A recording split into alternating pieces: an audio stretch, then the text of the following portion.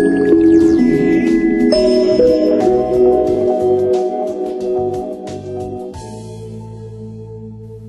y'all, it's me, Layla again. So today I'm here to talk to you about how to be a leader in your work and in your life. Now, many people, when they hear the word leader, they think, someone who is in some sort of position of leadership, like they have a title, director, CEO, whatever. What I'm talking about is nothing to do with that. I'm talking about personal leadership. I'm talking about being the person who leads your life, being the person who's responsible for your own happiness and success. So I'm going to share with you my 10 top tips of how to be a leader in your own work and in your own life. And these tips translates to all areas of your life. So tip number 1 is find out what turns you on and pursue it. What do I mean by that? Find your passion, of course. Life is nothing if you don't know what you're passionate about and you're not every day doing things to move you towards it or to experience it. For me personally, my passion is helping people and particularly empowering women. I love anything to do with personal development, growth, becoming a better person. That's what turns me on. It's not everyone's cup of tea. So for you, it might be art, it might be photography, it might be family, it might be accounting, whatever it is, it's personal to you. It doesn't matter what everyone else thinks. But I want you to figure it out, find out what really turns you on, what really gets your juices going. In my work at Women Inc., I would do this job for free. I love it. I love helping people. I love connecting with people. And I couldn't imagine myself doing anything else. It's really what drives me. I'm lucky in that my passion is also my work. For some of us, our passion isn't our work, and that's okay as well.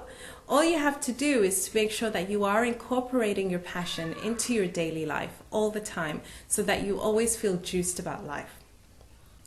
Tip number 2, model your mentors. What do I mean by that? When you're wanting to pursue something, you have to remember that there's probably someone out there in the world doing what you want to do to a really high standard. So you don't have to recreate the wheel if you want to do something to a high standard. You just have to follow what they're doing. Find out who is the leader in the area that you want to be working in, or the goal that you have. Who is the leader in that area, and find out what are the things that make them successful. It could be anything from the way they communicate to the techniques they use, the equipment they use. For me personally, my mentors include people like Oprah Winfrey, Tony Robbins, anyone really in the area of personal development and growth. It also includes people like Martin Luther King, Gandhi, Robin Sharma, Deepak Chopra, people who are constantly trying to encourage others to do their best. So these are all very different people from different walks of life.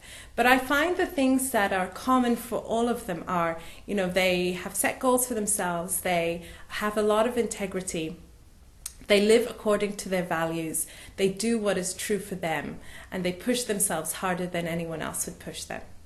So find out who are the role models in your area. Who are the role models who are doing what you want to do?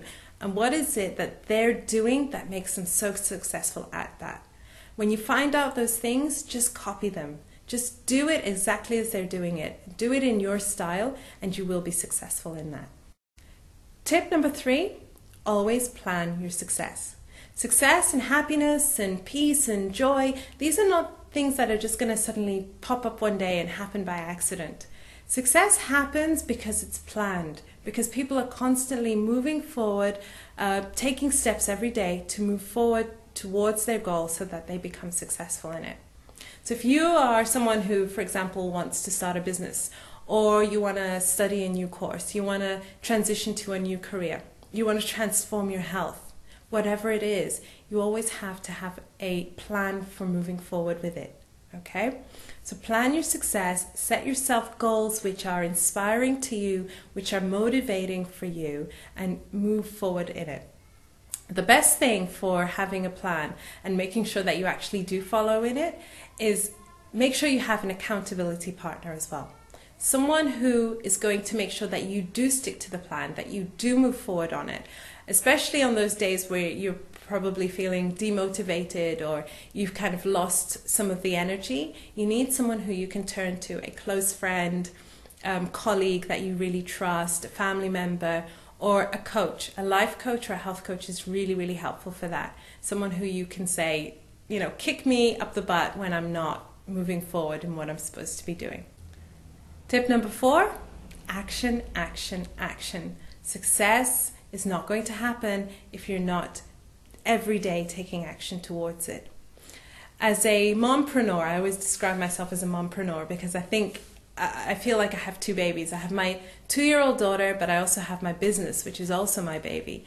So having to balance all that, plus my personal life and everything else, means that I constantly need to be taking action.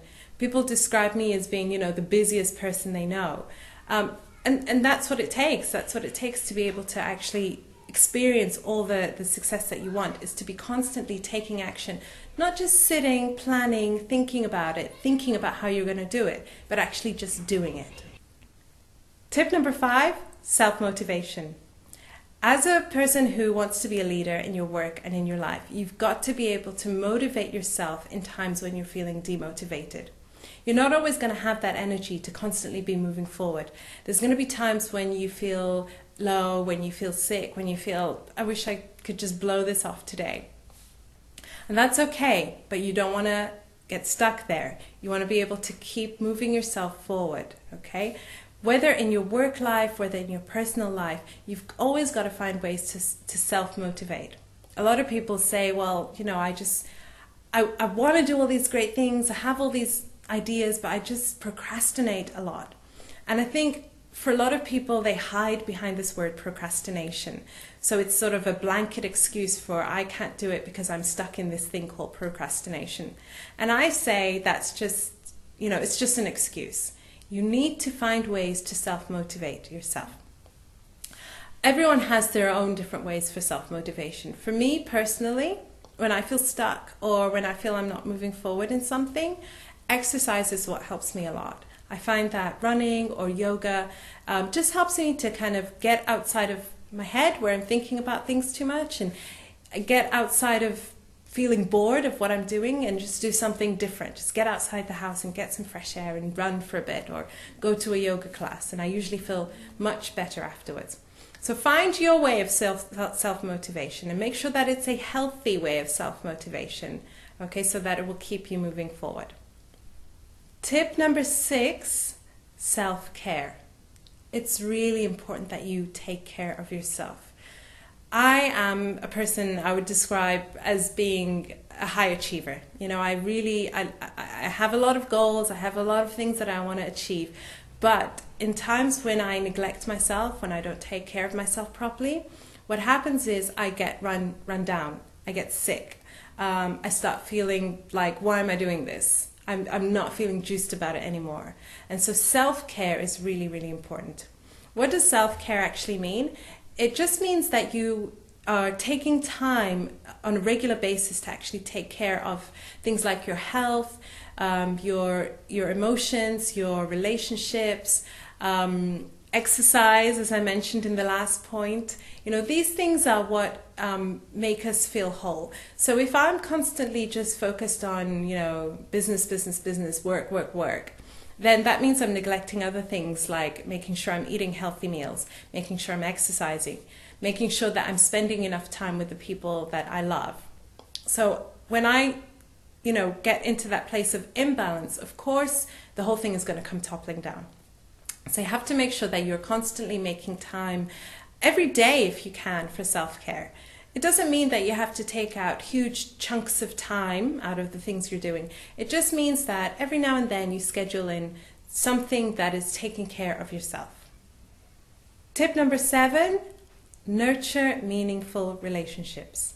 We are social people. We constantly need to be interacting with other people. And whether in work and whether in life, we always have to make sure that we have meaningful two-way relationships with people around us. It benefits us not only on a personal sort of heart level, but it also can benefit us in our work life when we're trying to be successful in that area too. So make sure that you are nurturing meaningful relationships, not just going to network events and getting business cards and thinking that, I now have a contact in that area. You want to make sure that you're always following up with people, you're always connecting with people on a human level, that people get to see the real you, and that people learn to trust you. Okay, so make sure it's a two-way relationship. And when we feel nurtured in our relationships, it can give us the juice to be able to actually follow through with our goals in other areas too. Tip number 8, live on the edge. Successful people don't live in their comfort zone. They live right on the edge, taking risks every day, doing things that scare them because they know that's how they're going to grow. Living inside of your comfort zone might be comfortable, and it might be, habits that you're used to and things that you're used to. And you can live a good life there, okay? But if you want to live an extraordinary life, if you want to, succeed and achieve goals that you only have in your dreams, then you really have to take risks and live outside of your comfort zone. Tip number 9, learn how to master your emotions. Your emotions drive you. They make you do crazy things, they make you do sane things, they make you do insane things. If you don't have mastery over your emotions, then you are someone who is constantly being sort of tossed back and forth as if you're like in a little boat in the ocean at sea. If one day you're feeling sad, that's it, your whole day is off. If one day you're feeling angry, that's it, your whole day is off. You've got to learn how to master your emotions and not let your emotions master you.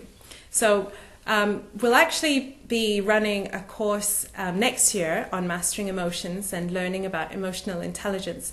But something that I want to sort of stick in your mind is to actually remember that your emotions are not sort of these things that just bubble up out of nowhere. They come from your thoughts.